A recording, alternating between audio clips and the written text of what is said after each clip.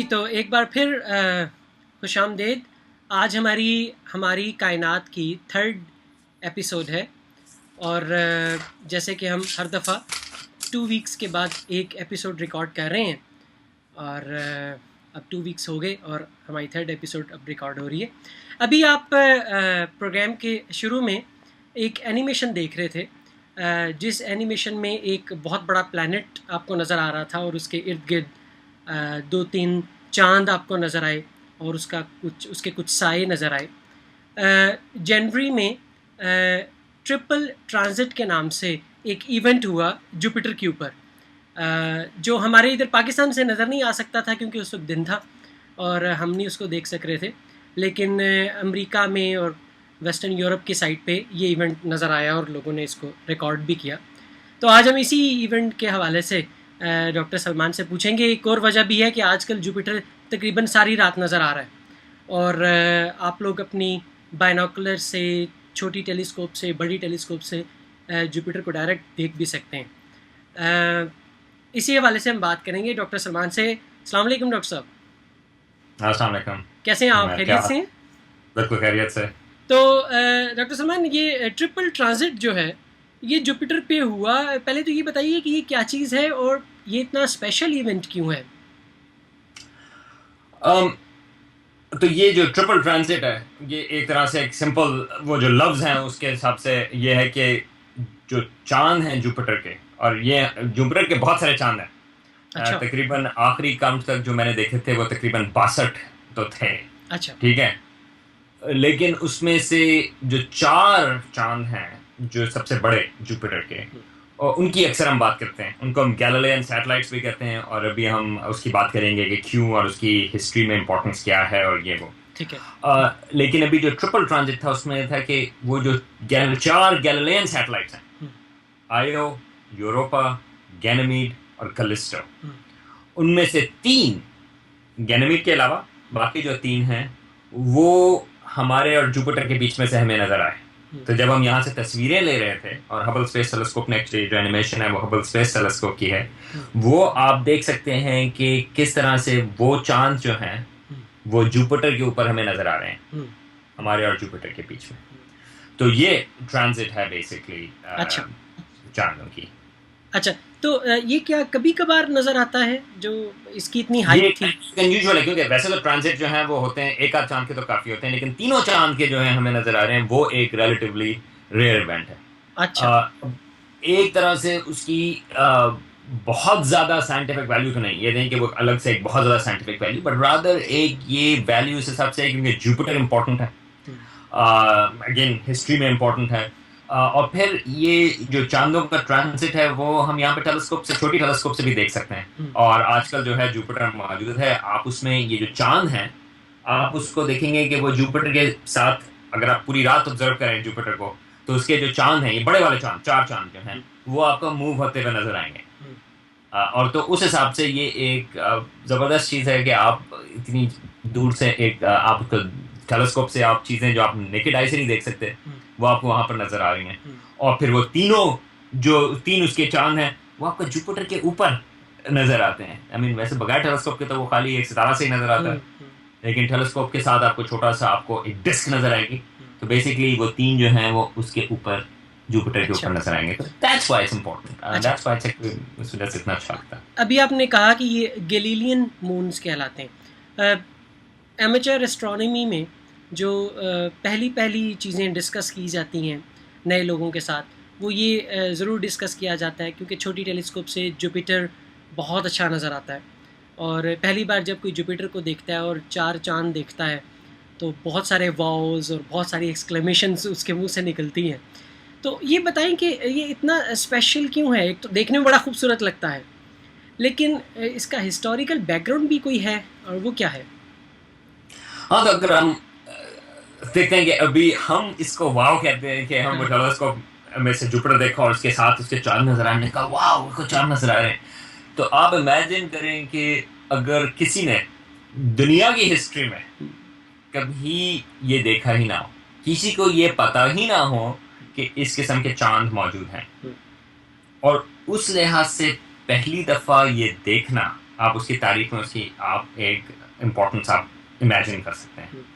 तो हिस्टोरिकली इसका जो लिंक है, एक तो ये है कि टेलीस्कोप आसमान के ऊपर की, तो गैलीलियो 1609 में गैलीलियो टेलीस्कोप उसने बनाई। अच्छा, गैलीलियो ने टेलीस्कोप इन्वेंट नहीं की थी। बहुत सारे लोगों का ख्याल है कि गैलीलियो जो था उसने पहला बंदा था जिसने टेलीस्कोप बनाई थी। एक्चुअली नहीं, टेलीस्कोप पहले मौजूद थी और उसको एक आध साल ही हुआ था, और गैलीलियो को पता चला कि इसको स्पाई ग्लास कहते थे वो, कि एक वहाँ पे डच मर्चेंट है, ये डच ओरिजिनली जो है वो हॉलैंड या नीदरलैंड को कह रहे हैं, उन्होंने वो बनाई थी, एक वहाँ के बंदे ने।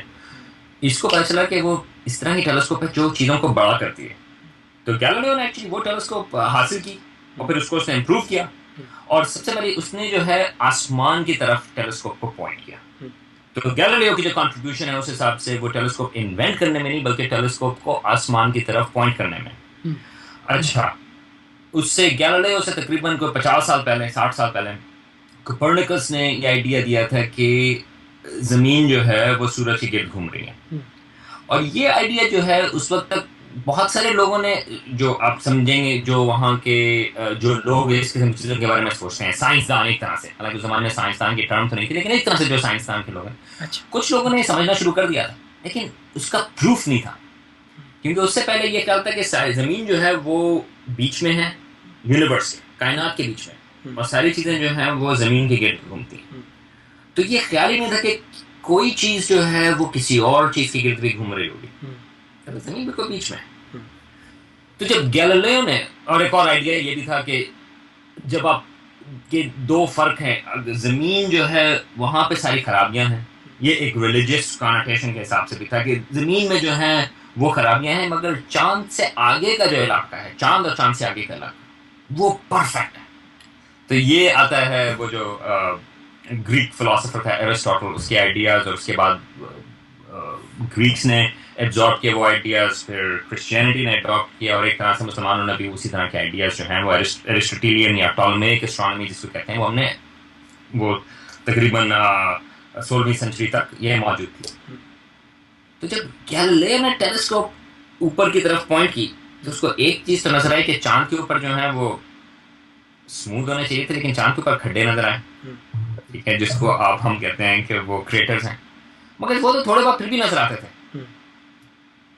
उसने सूरज की तरफ पॉइंट किया तो उसमें सनस्पॉट्स नजर आए।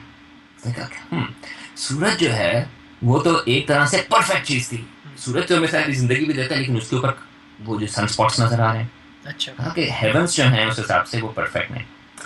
लेकिन जो सबसे बड़ी चीज थी उसमें वो ये थी कि जब उसने जुपिटर की तरफ टेलीस्कोप की तो उसको ये चार सितारे नजर आए जुपिटर के बराबर में, और उसने पूरी रात को ऑब्जर्व किए, 2 रातों को ऑब्जर्व किए, और उसने देखा कि वो आहिस्ता आहिस्ता मूव कर रहे हैं, पोजीशंस जो हैं चेंज कर रहे हैं।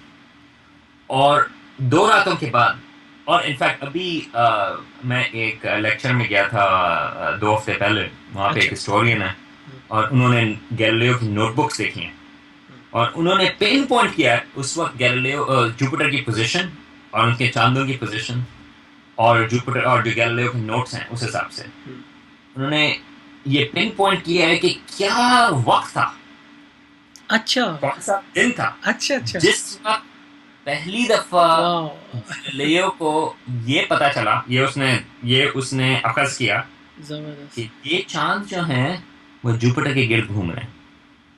ठीक है, तो ये एक बड़ी डिस्कवरी है। ठीक है, अच्छा सोचेंगे अब तक आपका ख्याल है कि सारी चीजें जो है वो जमीन के गिर्द घूमती हैं, या जमीन इंपॉर्टेंट है, या चले अगर गैलीलियो के ख्याल में ये भी था, उसने कोपर्निकस की बात उसने माननी शुरू कर दी थी कि सूरज बीच में, लेकिन अचानक से ये पहली दफा पता चल रहा कि इन चीजों को छोड़ दें, जमीन और सूरज को छोड़ दें, ये एक जुपिटर जो एक सैयारा है उसके गिर्द चीजें घूम रही हैं, हम हमारे गिर्द नहीं घूम रही, सूरज के गिर्द नहीं घूम रही, बल्कि ये जो एक छोटा सा सैयारा हमें नजर आ रहा है आसमान पे, उसके गिर्द उसके अपने सितारे हैं।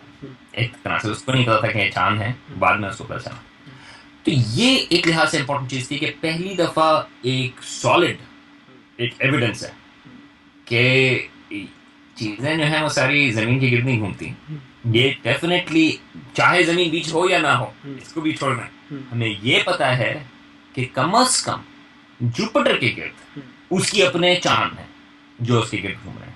ठीक है। और ये जो 4 बड़े चांद हैं, और ये चीज जो है ये आप किसी छोटी टेलीस्कोप से आज भी कर सकते हैं। तो ये एक एमेचर एस्ट्रोनॉमी के लिहाज से ये चीज है कि आप गैलीलियो की जो डिस्कवरी आप उसको इमेजिन करें। आई मीन हम ये देख सकते हैं, हम उन चांदों को मूव करते हुए देखते हैं, लेकिन आप इमेजिन करें कि अगर आज तक ज़मीन की हिस्ट्री में किसी इंसान ने आज तक वैसी चीज़ नहीं देखी थी, ये आपको एक एक्साइटिंग चीज़ है। तो उनको हम जो 4 चांद हैं बड़े, गैलीलियो ने तो उनका नाम कुछ और दिया था, वो इसकी वजह थी क्योंकि उसकी जो तनख्वाह थी वो मेडिची खानदान है इटली का, वो उसको देता था। तो उसने जो है उन चांदों के नाम जो मेडिची जो उसके पेट्रन थे उनके बच्चों के नाम कर दिया। लेकिन अगर आप एक और हिसाब से देखें तो किसकी बातें आपको याद होती हैं? मेडिची के पास पैसे थे, मेडिची का खानदान था। आप मुझे बताएं, आपको किसी एक उसके बेटे का भी नाम याद है या मेडिची के वालिद साहब का नाम याद है? नहीं। लेकिन गैलीलियो का नाम आपको याद है। तो आज जो हम उन चांदों को कहते हैं वो गैलीलियन मून्स कहते हैं, जो 4 बड़े चांद हैं। और हर चांद जो है वो अपनी एक खसूसियत रखता है और बड़ी इंपॉर्टेंस रखता है।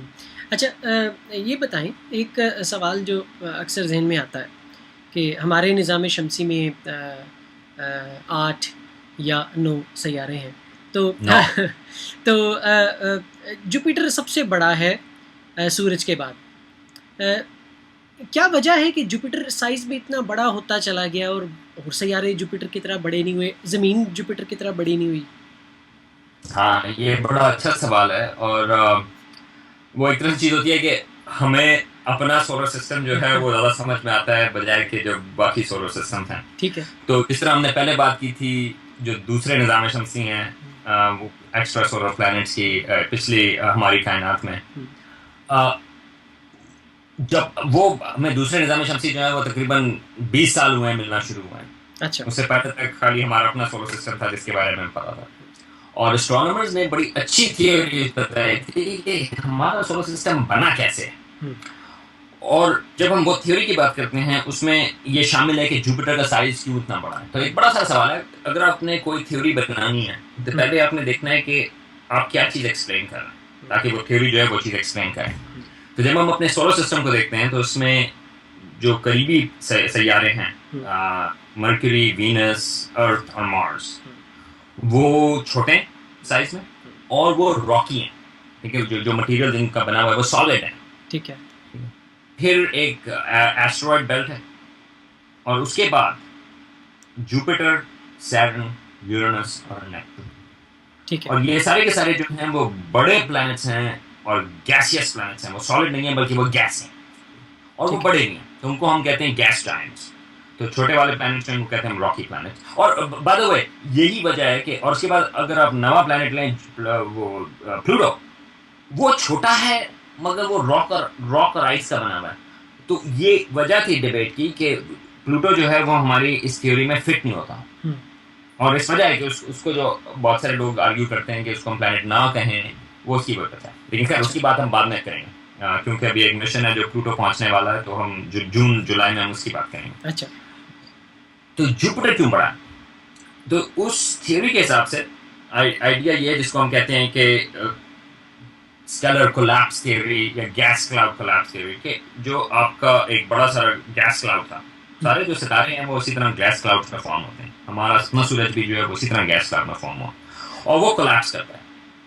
अब जब वो कोलैप्स करता है तो वो एक डिस्क बनाता है, उसके बीच में सूरज बन जाता है, मगर जो सैयारे हैं वो जो डिस्क मटेरियल है उसमें से वो सैयारे बनते हैं। अब जो छोटे वाले सैयारे, मरकरी, वीनस, अर्थ और मार्स, जो रॉकी मटेरियल है वो बहुत थोड़ा है यूनिवर्स में। ठीक है, जो सिलिकेट्स हैं वो इतने ज़्यादा मौजूद नहीं और वो सॉलिड है, तो वो सूरज की गर्मी जो है वो थोड़ी सी बर्दाश्त कर सकें। तो इस वजह से छोटे प्लैनेट्स सूरज के करीब फॉर्म होते हैं। अच्छा। और वो छोटे इसलिए होते हैं क्योंकि वो मटेरियल इतना ज़्यादा मौजूद नहीं। लेकिन अगर गैस से बनना चाहेंगे वो हाइड्रोजन, हीलियम, जिससे जुपिटर बना हुआ है, तो जुपिटर की बात अभी 1 मिनट में करते हैं। लेकिन अगर आप जमीन को गैस से बनाना चाहेंगे, असल ये है कि वो सूरज की गर्मी की वजह से वो गैस इवेपोरेट हो जाएगी। ठीक है। बैठ नहीं सकती यहाँ। इस वजह से हमारी थ्योरी के हिसाब से ये है कि करीबी प्लैनेट जो हैं वो सॉलिड होंगे, मगर सॉलिड मटेरियल क्योंकि इतना ज़्यादा मौजूद नहीं इसलिए वो छोटे होंगे। लेकिन अगर आप बाहर की तरफ जाएंगे सोलर सिस्टम में, तो जहाँ पे जुपिटर है वहाँ पे इतनी ठंड है, सूरज से वो काफ़ी दूर है, कि वहाँ पे आप गैसेस को मिला सकते हैं, वो इवेपोरेट नहीं होंगी। और अगर वो गैसेस क्योंकि बहुत सारी हैं, क्योंकि हमारी यूनिवर्स जो है वो उसमें हाइड्रोजन और हीलियम जो है वो बेसिकली पूरी यूनिवर्स उसी चीज़ की बनी हुई है, तो आपके पास बहुत सारा मटेरियल मौजूद है उन गैसेस का। तो इस वजह से जुपिटर जो है वो बहुत बड़ा है, क्योंकि वो दूर है, वहाँ पे गैसेस कंडेंस हो सकती हैं और बहुत सारी गैसेस मौजूद हैं। और जुपिटर के बाद सैटर्न, वो भी बहुत बड़ा है, तकरीबन जुपिटर जितना। ठीक है। फिर सवाल ये यूरेनस और नेपट्टून क्यों छोटे हैं?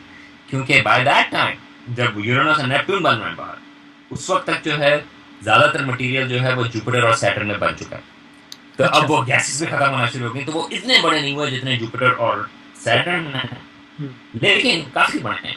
ठीक है। तो ये थ्योरी है, और इसके हम बाद में भी कभी बात कर सकते हैं कि वो ये जो थ्योरी है सोलर सिस्टम फॉर्मेशन की, वो आपको ये भी एक्सप्लेन करती है कि सारे प्लैनेट जो हैं वो एक ही डायरेक्शन में मूव कर रहे हैं, वो सारे एक प्लेन में हैं, और वो रोटेट भी एक डायरेक्शन में कर रहे हैं, विद फ्यू एक्सेप्शंस। अब एक्सेप्शंस जो हैं वो फिर हम बाद में बात कर सकते हैं। ठीक है। तो इस हिसाब से जो है जुपिटर वो इतना बड़ा है, और अगर जुपिटर 100 गुना ज़्यादा बड़ा होता, और बहुत सारे सितारे ऐसे मौजूद हैं जिसमें 2 सितारे होते हैं, तो अगर जुपिटर 100 गुना ज़्यादा बड़ा होता तो उसको हम सितारा कहते हैं। उसके बीच में न्यूक्लियर फ्यूजन हो रही थी जिस तरह हमारे सूरज के बीच में है, मतलब लेकिन जुपिटर में उस तरह की न्यूक्लियर फ्यूजन मौजूद नहीं, क्योंकि वो इतना बड़ा नहीं है। तो इसका मतलब है कि अगर इतना बड़ा होता और 2 सूरज हो जाते हमारे निज़ाम शमसी में, तो मेरा ख्याल है ज़मीन फिर बन सकती या कायम रह सकती, क्या आपकी राय है? हाँ, तो अगर आप ये सवाल पूछ रहे होते 20 साल पहले, तो ज़्यादातर लोगों का ख्याल होता कि बहुत मुश्किल है। अच्छा। क्योंकि 2 सितारों की वजह से आपके जो प्लैनेट है वो एग्जिट हो जाएगा या मुख्तलिफ चीज़ें हो जाएंगी। अच्छा। लेकिन अब पता ये चल रहा है कि पहली बात तो ये है कि तकरीबन आधे सितारे जो हैं हमारी अपनी गैलेक्सी में या यूनिवर्स में, एक हिसाब से अगर आप उसको जनरलाइज करें, तो बाइनरी स्टार्स हैं, एटलीस्ट बाइनरी, एक से ज़्यादा है, मतलब एक से ज़्यादा है। ठीक है, तो ये एक काफ़ी कॉमन चीज़ है। लेकिन अब जो एक्स्ट्रा सोलर प्लैनेट्स डिस्कवर हो रहे हैं उसमें बहुत सारे जो हैं वो बाइनरी स्टार्स ही गिरती हैं। तो इसका मतलब ये है कि ज़मीन हो सकती थी, उसके बावजूद वो एक को ऑर्बिट कर रही होती, 2 को ऑर्बिट कर रही होती, वो एक अलग सवाल है, क्योंकि आप एक के गिर्द भी ऑर्बिट कर, जिस तरह गैलीलियन मून्स हैं, राइट, वो खाली जुपिटर के गिर्द घूम रहे हैं। ठीक है। एक तरह से आप उसको बड़ा करें तो उसके गिर्द अपनी चीज़ें हो सकती हैं, और ये भी हो सकता है कि आप दोनों सितारों को बड़े ऑर्बिट से कर रहे हैं। ठीक है। तो मुख्तलिफ किस्म के ऑर्बिट्स उसमें बन सकते हैं, और ये भी पता चला कि मुख्तलिफ बाइनरी या ट्रिपल स्टार सिस्टम्स के गिर्द प्लैनेट्स मौजूद हैं। ठीक है। मगर एक चीज़ हमें शुक्रिया जो जुपिटर का करना ज़रूरी है, मेरा ख्याल है कि इससे पहले कि हम ये हमारी कायनात ख़त्म करें, एक हमारी तरफ से जो है जब आप देखें जुपिटर को टेलीस्कोप से, तो एक थोड़ा सा शुक्रिया भी कर दें, क्योंकि जुपिटर बड़ा है और बहुत सारे जो कॉमेट्स और एस्टेरॉइड्स, खासकर कॉमेट्स, बल्कि कॉमेट्स में कहूँगा कि जो बाहर से आते हैं वो ओर्ट क्लाउड में हैं। अगेन कॉमेट्स की बात हम कभी फिर और इसी से बात करेंगे। बहुत सारे जो है वो सोलर सिस्टम के अंदर की तरफ आते हैं, और इनफैक्ट डायनासोर जो हैं उनका इंतकाल, हमारा ख्याल ये है कि गालिबन एक कॉमेट की वजह से ही हुआ था। हम इस वक्त बात इसीलिए कर रहे हैं क्योंकि डायनासोर का इंतकाल हुआ, तो एक तरह से अच्छी बात थी। लेकिन अगर आज कोई कॉमेट आके टकराए तो फिर हमारी बात ज़रा ख़त्म हो जाएगी। लेकिन जुपिटर जो है वो हमें प्रोटेक्ट करता है एक हिसाब से बहुत सारे कॉमेट्स के अंदर आने की वजह से, क्योंकि जब कॉमेट्स आना शुरू होते हैं तो बहुत सारे जो हैं वो जुपिटर पर जाकर टकरा जाते हैं, या जुपिटर की ग्रेविटी जो है उनका कॉमेट ऑर्बिट डिस्टर्ब करती है और उनको सोलर सिस्टम के बाहर भेज देती है। और हमने 1994 में एक कॉमेट को क्रैश होते हुए देखा था जुपिटर पर, कॉमेट शूमेकर-लेवी 9। अच्छा। वो एक्चुअली लाइव टेलीस्कोप से हमने देखा था, वो क्रैश हुआ था, वो आई थिंक जुलाई में क्रैश हुआ था। वो कॉमेट के टुकड़े हो गए थे, तकरीबन आई थिंक 21 टुकड़े थे, और वो एक एक करके जो है वो जुपिटर के ऊपर वो टकराए। तो वो हमने लाइव वहाँ पे देखा कि कॉमेट जो है वो जुपिटर के ऊपर क्रैश हो रहा है। अगर उसके समय कॉमेट ज़मीन के ऊपर क्रैश होता है आज हम ये बात नहीं कर रहे हैं। अच्छा। अच्छा इसका मतलब है कि हम यहाँ पे होंगे ही नहीं। अच्छा। तो आपका मतलब है कि जुपिटर कॉमेट्स को अपनी तरफ ले जाता है, और हमारी तरफ अगर कॉमेट्स ने आना है तो उनकी तादाद कम हो जाती है शायद।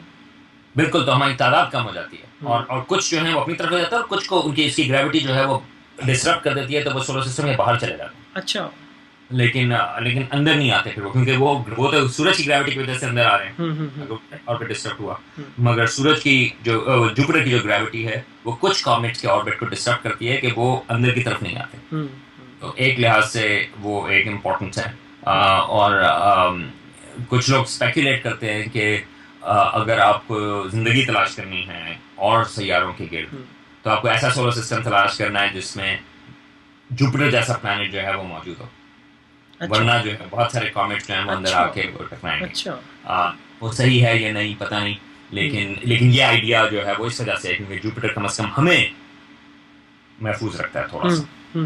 बिल्कुल ठीक है। नॉट 100%, क्योंकि जुपिटर जो है वो हर वक्त ऐसी अलाइनमेंट नहीं है, लेकिन रिलेटिवली बिल्कुल ठीक। अच्छा, एक और चीज़ बताइए, आखिरी में बात आपसे पूछना ये चाह रहा हूँ, कुछ मिनट रह गए हमारे।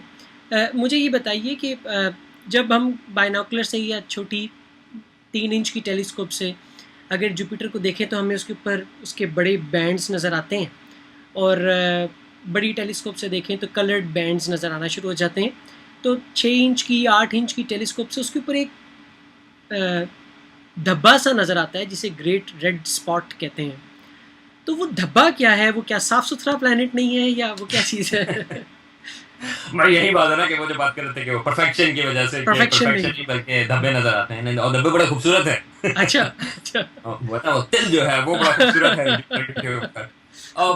तो ये जो ग्रेट रेड स्पॉट है, सो जुपिटर जो गैसियस प्लैनेट है, जिस नाम से हमारे उस पर गैसेस हैं, और वो जो बैंड्स भी हैं वो मुख्तलिफ किस्म के, उसमें जो कॉम्पोजिशन है, जो वहाँ पे रिएक्शन हो रहे हैं, मुख्तलिफ किस्म की गैसेस हैं, वो बता रही। रेड स्पॉट जो है वो एक तरह का हरिकेन है, बहुत ही बड़ा सारा तूफान, ठीक है, यानी कि एक डिप्रेशन। जो तूफान जमीन के ऊपर भी आते हैं वो प्रेशर चेंज की वजह से आते हैं। तो जब टॉर्नेडो फॉर्म होते हैं या हरिकेन फॉर्म होते हैं, तो hurricane is the right example, क्योंकि वो उसको हरिकेन कहते हैं, जो यहाँ पे अटलांटिक ओशन में मोस्टली फॉर्म होते हैं और अमेरिका अक्सर आके टकराते हैं। तो वो जो बड़े सारे, आप अगर आप उसकी सैटेलाइट से तस्वीरें देखें ऊपर से, आपको उसमें नजर आएगा कि वो थोड़ा सा उसमें डिप्रेशन होता है बीच में, और उसके गिर्द जो है वो बादल यूँ आपको नजर आ रहे होते हैं। अच्छा, अगर आप उसके, और दैट कैन, वो जो उनकी जो साइज है वो 100 मील हरिकेन की हो सकती है, वो बड़ा साइज। तो एक तरह से वो जो जुपिटर का ग्रेट रेड स्पॉट है वो एक तूफान है। अच्छा। लेकिन वो ऐसा तूफान है जो पिछले कम से कम, हमें जिस तरह से पता है कि कम से कम 400 साल से वो एग्जिस्ट कर रहा है। अच्छा। तो 400 साल तो वो मुद्दत है जब से दूरबीन टेलीस्कोप हमारे पास मौजूद है, हमने उसको जुपिटर को देखना शुरू किया है, वो मौजूद है वहां पे। अच्छा, छोटे और स्टॉर्म्स हैं जुपिटर के ऊपर भी जो गायब हो जाते हैं, जिस तरह जमीन के ऊपर जो है स्टॉर्म खत्म हो जाते हैं। हमें पता है सैटर्न के ऊपर इस किस्म के तूफान आते हैं, वो खत्म हो जाते हैं। नेपट्टून के ऊपर एक था ग्रेट डार्क स्पॉट, वो खत्म हो गया। अच्छा, ओके।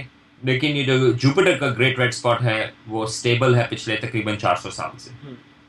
तो वो एक बड़ा स्टॉर्म सिस्टम है। अगर आप उसका साइज के हिसाब लगाना चाहें तो आप उस ग्रेट रेड स्पॉट जो बड़ा छोटा सा नजर आता है, धब्बा जिस तरह से कहा जुपिटर के ऊपर, मगर उस धब्बे के अंदर जो है आप तकरीबन 2 जमीन फिट कर सकते हैं। अच्छा। तो काफी बड़ा सारा वो तूफान है, मगर वो स्टेबल है कि वो जो उसका पैटर्न है वो उसका चल रहा है, वो एग्जिस्ट करता है। जिस तरह हमारे यहाँ हरिकेन आते हैं, हरिकेन यहाँ पे चलते हैं तकरीबन 1 हफ्ता हो सकता है या 2 हफ्ते।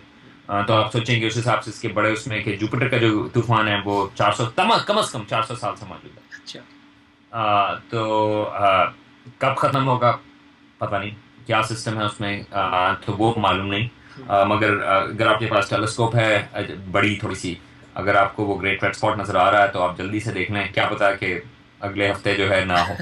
लेकिन कॉन्फिडेंस नहीं है कि इतनी जल्दी चला जाएगा, लेकिन वो उस गैसेस का एक मूवमेंट जो है वो बता रहा है, डिप्रेशन जिस तरह से प्रेशर फॉर्म हुआ, और वो काफ़ी अर्से से स्टेबल है। नहीं, वो जिस तरह आपने बात की, वो डेमियन पीच का मैं एक आर्टिकल पढ़ रहा था जिसमें उसने 10-15 साल से ग्रेट रेड स्पॉट का साइज़ देखा है कि वो ग्रेजुअली कम हो रहा है। तो अब हमें नहीं पता कि इसका मतलब है कि वो ख़त्म हो जाएगा या क्या हाँ, आगे? और हमें कोई हैरानगी नहीं होनी चाहिए इस हिसाब से कि क्योंकि गैस के पैटर्न्स, हैरानगी की चीज़ ये है कि वो इतने साल से मौजूद है। हाँ जी, जी। मेरा ख्याल है कि उसका गायब होना जो है वो इतनी हैरानकुन चीज़ नहीं होगी, हुँ। बल्कि इतने अर्से तक रहना जो है वो ज़्यादा हैरानकुन चीज़ है। तो वो आपकी मगर वाली बात कि मगर टेलीस्कोप की हद से बड़ा खूबसूरत चीज़ है। बिल्कुल, तो इसीलिए टेलीस्कोप से जल्दी-जल्दी देख लेना चाहिए। हमारे इधर लाहौर में, कराची में एमेच्योर एस्ट्रोनॉमी बहुत ज़्यादा होती है, आप जानते ही हैं। और पब्लिक शोज़ बहुत ज़्यादा होते हैं, लोगों के पास टेलीस्कोप्स बहुत सारी हैं, तो वो उनको देखना चाहिए और दूसरों को दिखाना चाहिए। तो इसके साथ ही आज की एपिसोड हम ख़त्म करते हैं। और डॉक्टर सलमान हमीद को आज हमने इनके ऑफ़िस में पकड़ा है। पीछे ये ढेर सारी किताबें मुझे नज़र आ रही हैं, और बाद में मैं तसल्ली के साथ इनके नाम पढ़ूँगा और देखूँगा कोई मैंने इसमें से पढ़ी है, कौन सी नहीं पढ़ी। तो बहुत शुक्रिया डॉक्टर साहब, आपने अपनी मसरूफ़ियत में से वक़्त निकाला, और आज हमारी 3rd एपिसोड कंप्लीट हुई। इंशाल्लाह ताला 2 वीक्स के बाद फिर आपको ज़हमत देंगे और आपसे किसी इंटरेस्टिंग न्यूज़ के ऊपर बात करेंगे। बहुत शुक्रिया। थैंक यू जी। अस्सलाम वालेकुम।